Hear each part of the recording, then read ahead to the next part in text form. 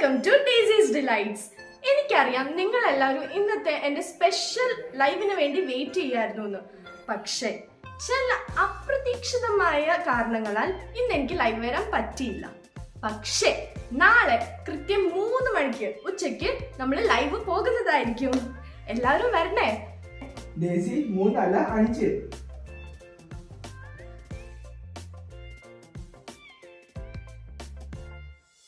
അതായത് രാജ്യം മുഴുവൻ ഫുഡും കഴിച്ച് ഫുട്ബോളൊക്കെ എടുക്കുന്ന ഡേസി കുട്ടി 5 ടേക്ക് എടുത്തുണ്ടോ?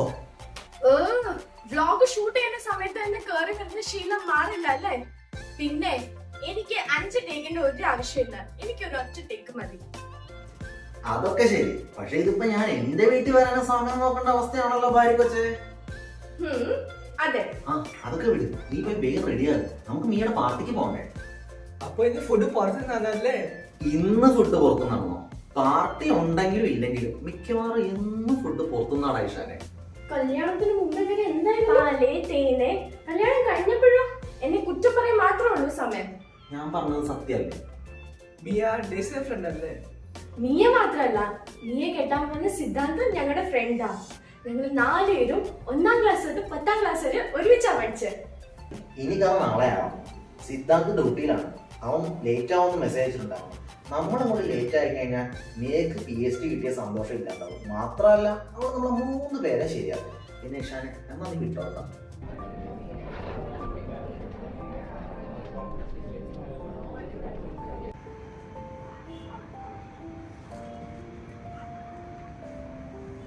എനിക്ക് വിശന്നിട്ട് വയ്യ. എവിടെയാണ് നിന്റെ പോലീസുകാരൻ? സിദ്ധാന്ത് ഇപ്പോ തിരക്ക് പിടിച്ചൊരു പോലീസുകാരനല്ലേ, അവന്റെ തിരക്കുകള് നമ്മൾ മനസ്സിലാക്കണ്ടേ? സ്കൂളിൽ പഠിക്കുന്ന കാലം തൊട്ടേ നിനക്കുള്ള സപ്പോർട്ട് എടുക്കല് തന്നെയാണ്.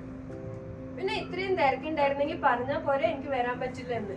എന്താ മിസ് ഫേമസ് യൂട്യൂബർ, ദിവസം ചെല്ലും തോറും നിന്റെ ഫോളോവേഴ്സ് കൂടി വരുവാണല്ലോ. ഡോക്ടർ മിയയുടെ പാർട്ടി ഇന്ന് ഇവിടെ നിൽക്കട്ടെ, ഇന്നത്തെ പാർട്ടി നിന്റെ വക. ഇത്രയും ലേറ്റ് ആയി വന്ന ആളാണോ പാർട്ടി ചോദിക്കുന്നത്? ലേറ്റ് ആയാലും എന്താ മോളെ, ലേറ്റസ്റ്റ് അല്ലേ നിന്റെ ഹീറോ.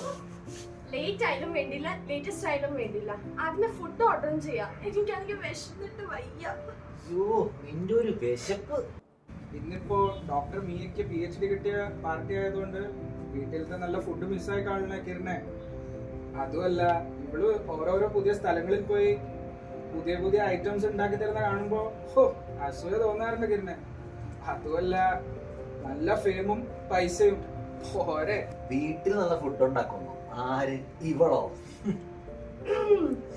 അതൊക്കെ പോട്ടെ, പോലീസുകാരൻ PhD കാരിക്ക് എന്ത് ഗിഫ്റ്റ് ആയിരുന്നു കൊണ്ടുവന്നെ? വന്നത് തന്നെ ഭാഗ്യം, പിന്നല്ലേ ഗിഫ്റ്റ്. നീ അങ്ങനെ പറയരുത്. പറ, എന്റെ PhD കാരിക്ക് എന്ത് ഗിഫ്റ്റാ വേണ്ടത്? നീക്ക് വേണ്ട ഗിഫ്റ്റ് അവള് പണ്ടേ പറഞ്ഞിട്ടുള്ളതല്ലേ. അത് ശരിയാ, ആ ഗിഫ്റ്റ് മിയക്ക് കൊടുത്താ അവള് മാത്രല്ല ഞങ്ങളും ഹാപ്പി ആകും. അത് നടക്കില്ല മക്കളെ. കാര്യം മിയ എനിക്ക് ജീവനാ, ഇവൾക്ക് വേണ്ടി ഞാൻ എന്തും ചെയ്യും. പക്ഷേ ശരീരം കീറിമുറിക്കാൻ എനിക്ക് പറ്റില്ല. മരിച്ചതിന് ശേഷം നമ്മുടെ ശരീരം കീറി മുറിച്ചാൽ എന്താ, ഇല്ലെങ്കിൽ എന്താ, നമ്മൾ അതൊന്നും അറിയാൻ പോകുന്നില്ലല്ലോ. എന്തായാലും ബാക്കി എല്ലാം ഓക്കെ, പക്ഷേ big no to organ donation. Sure, എനിക്ക് ആലോചിക്കാൻ പോലും വയ്യ. അങ്ങനെയാണെങ്കിൽ എന്റെ ജീവിതത്തിലേക്കും പോലീസുകാരന് ഒരു ബിഗ് നോ. അവയവദാനം അത് വളരെ മഹത്തായ ഒരു കാര്യമാണ്. മരണശേഷവും ഈ ഭൂമിയിൽ ജീവിക്കാൻ നമുക്ക് അതിലൂടെ സാധിക്കും. ജീവിതത്തിൽ നിരാശയുടെ ഇരുട്ടിൽ കഴിയുന്ന പലർക്കും ആശയുടെ കിരണങ്ങൾ നൽകാൻ നമ്മുടെ ഈ നല്ല പ്രവൃത്തിയിലൂടെ സാധിക്കും. എത്രയോ കുടുംബങ്ങളുടെ ഒരുപാട് സ്വപ്നങ്ങൾക്ക് ചിറക് നൽകാൻ കഴിയുന്നു നമ്മുടെ ഈ സൽപ്രവൃത്തിയിലൂടെ. ഈശ്വരൻ കുറവുകൾ നൽകി അയച്ചവരുടെ വിഷമം ഏറ്റവും കൂടുതൽ അറിയാവുന്ന ഒരാളല്ലേടാ നീ. സംസാരിക്കാൻ വയ്യാത്ത അനിയത്തിക്കുട്ടി ആശുവില്ലേ വീട്ടിൽ? അവളെ പോലെ എത്ര പേർ. കണ്ണ് കാണാൻ വയ്യാത്തവർ, ഹൃദയത്തിന് അസുഖമുള്ളവർ, അവരിൽ പലർക്കും ഒരു വലിയ സമ്മാനമാവും മിയക്ക് നീ ഇന്ന് കൊടുക്കുന്ന ഈ സമ്മാനം. എല്ലാം ശരിയാ, പക്ഷേ മരിച്ചു കഴിഞ്ഞിട്ടായാലും എന്റെ ശരീരം കീറി മുറിക്കുന്നത് എനിക്ക് പറ്റില്ല. കുട്ടിക്കാലം മുതല് ബെസ്റ്റ് ഫ്രണ്ട് പറയുന്നത് എല്ലാം കേൾക്കുന്ന ആള് ഇപ്പൊ ഇതെന്താ കേൾക്കാത്ത? കിരൺ പറയുന്നത് മാത്രമല്ല, 1ാം ക്ലാസ് മുതൽ ഞാൻ നിങ്ങൾ പറയുന്നത് കേട്ടിട്ടുള്ളൂ. പക്ഷേ ഇത് വേറെയാ. അവയവദാന സമ്മതപത്രം ഒപ്പിടാൻ ഈ സിദ്ധാന്തന് കിട്ടില്ല, അത്രേ ഉള്ളൂ. എന്നാ കേട്ടോ, പോലീസുകാരന്റെ പോലെ തന്നെ എനിക്കും ഉണ്ട് വാശി. അതിലൊപ്പിടാതെ എന്നോട് മിണ്ടാൻ വരണ്ട. അയ്യോ, നിങ്ങൾ തെറ്റേ മിണ്ടേ എന്താന്ന് വെച്ചാ ചെയ്തോ. പക്ഷെ ഇന്നത്തെ ഡിഗ്രി ക്യാൻസൽ ആകുമെന്ന് മാത്രം പറയല്ലേ. ഇല്ല ഡേസി, നമുക്ക് അടിപൊളിയായ ഭക്ഷണം കഴിക്കാം. പക്ഷെ നീ പോലീസുകാരനോട് പറഞ്ഞു, ഞാൻ അവനോട് മിണ്ടുന്നില്ല. നിന്നെ പ്രേമിച്ച് കെട്ടാൻ പ്ലാൻ ഇട്ട എനിക്ക് തന്നെ ഇത് വേണം. ഇപ്പോഴും സമയമുണ്ട് കേട്ടോടാ. എന്നെ നോക്കിയ പാവം ഞാൻ. എന്നിട്ട് തീരുമാനിച്ചോ. രണ്ടിനെ ഇല്ല ഞാൻ. നമുക്ക് എന്തെങ്കിലും കഴിക്കാം, എന്നിട്ട് പിന്നെ നിങ്ങൾ തല കുടിക്കോ. നാളെ എനിക്കും മീയയ്ക്കും ഡോണി ടീച്ചറിന്റെ അടുത്ത് പോകാനുള്ളതാ. നമ്മൾ എത്ര നാളായി ടീച്ചറെ കണ്ടിട്ടല്ലേ. ഓക്കെ, കഴിക്കാം. പിന്നെ സിദ്ധാർത്ഥ്, ഓർഗൻ ഡൊണേഷന്റെ കാര്യം ഒന്നുകൂടി ആലോചിക്കും കേട്ടോ. ആലോചിക്കാനൊന്നുമില്ല, ഞാൻ പറഞ്ഞത് തന്നെയാണ് ഫൈനൽ. മിയ കേക്ക്.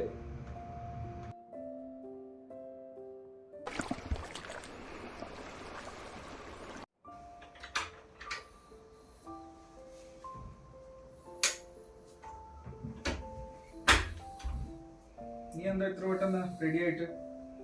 ഓ, ശരണ്യയുടെ വീട്ടിൽ പോവാനല്ലേ? ഒന്നുമില്ല മോളെ, നീ പോയെ. ആ, അവളുടെ അതേ സ്ഥിരം നാടകം തന്നെ. സമ്മതപത്രം ഒപ്പിട്ട് കൊടുക്കാൻ അവൾക്ക് അത് സമ്മാനമായിട്ട് മതി ഇത്ര. അതെനിക്ക് പറ്റില്ല. കാര്യം നമ്മൾ മരിച്ചതാണൊക്കെ ശരി, പക്ഷെ ശരീരം കീറി മുറിക്കുന്നത് എനിക്ക് പറ്റില്ല. അതെനിക്ക് ചിന്തിക്കാൻ പോലും വയ്യ. പേടി ഉണ്ടായിട്ടൊന്നുമല്ല, പക്ഷേ നമ്മുടെ ശരീരമൊക്കെ കീറി മുറിക്കുന്നത് നമ്മുടെ കേസുകളിലൊക്കെ കണ്ടതല്ലേ. എന്നിട്ടും പേടിയൊരു കാരണമൊന്നുമല്ല. പറ്റില്ല ആശു.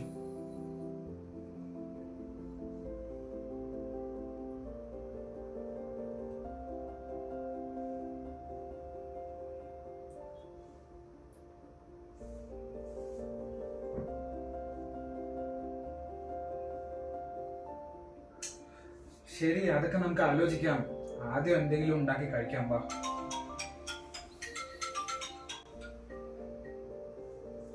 ഹലോ, AC पे सिद्धांत here. What? എന്ന്? എപ്പോ? എങ്ങനെ? ശരി, ഞാനിപ്പോ എത്താം. മോളെ, ഒരു ചെറിയ പ്രശ്നമുണ്ട്.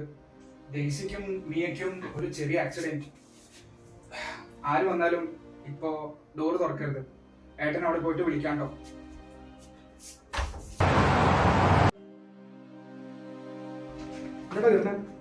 അവർക്ക് രണ്ടുപേർക്കും കുഴപ്പമൊന്നുമില്ലല്ലോ.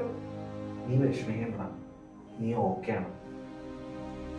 അപ്പൊ ഡെയ്സി അവൾ പോയടാ. നല്ലോളം ഇനി ജീവിക്കും. ഒരുപാട് കാഴ്ചകളൊക്കെ കണ്ടവൾ ഇനിയും ജീവിക്കും. എടാ, നീ ഇത് എന്തൊക്കെയാ പറയുന്നത്? ഡെയ്സിക്ക് എന്ത് പറ്റി?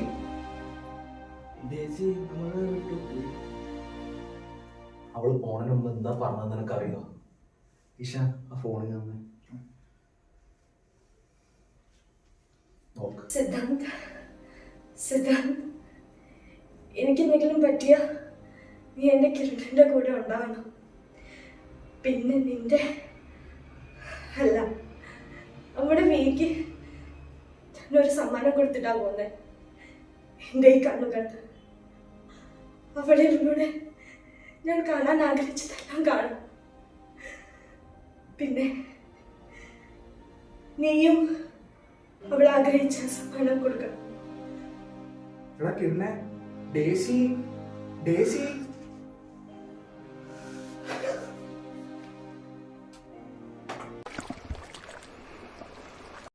മിയ, ഞാൻ അഴിക്കണം കേട്ടോ.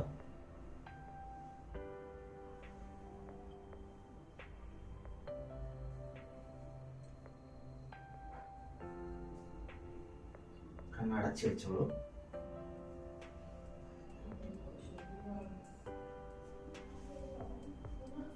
ഇനി മെല്ലെ കണ്ണു തുറന്നു. നിക്ക്. അവള് കണ്ണു തുറക്കുമ്പോ ആദ്യം കാണേണ്ടത് ഇതാണ്. ഇഷാൻ, അതും തന്നെ.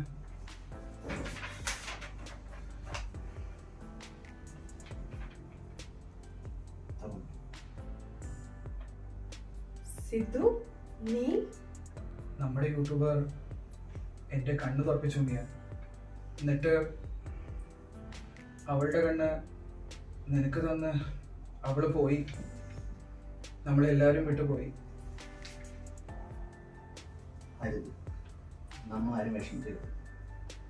എവിടെയെങ്കിലും ഇരുന്ന് നോട്ടെ, ഡേയ്സി ഇതെല്ലാം കാണുന്നുണ്ടാവും. നമ്മൾ വിഷമിച്ച അവൾക്ക് വിഷമാവും. അവൾ വിഷമിക്കുന്ന എനിക്ക് സഹിക്കില്ല. അതെ, നമ്മൾ ആരും വിഷമിക്കാൻ പാടില്ല. അവയവദാനത്തിന്റെ മഹത്വം തിരിച്ചറിഞ്ഞ് അവയവദാതാക്കൾക്ക് ഒരു ഉത്തമ ഉദാഹരണമായ ഡേയ്സി. അവൾ ഇനിയും ജീവിക്കും എന്നിലൂടെ. അവൾ കാണാൻ ആഗ്രഹിച്ച ഓരോ കാഴ്ചകൾ അവൾ എന്നിലൂടെ കാണും. അവൾ ഇവിടെ തന്നെ ഉണ്ട്, നമ്മുടെ അരികിൽ, ഒരിക്കലും വാടാത്ത ഒരു പൂവായി, ഒരു വാടാമല്ലിയായി. അതെ, ഒരു വാടാമല്ലിയായി.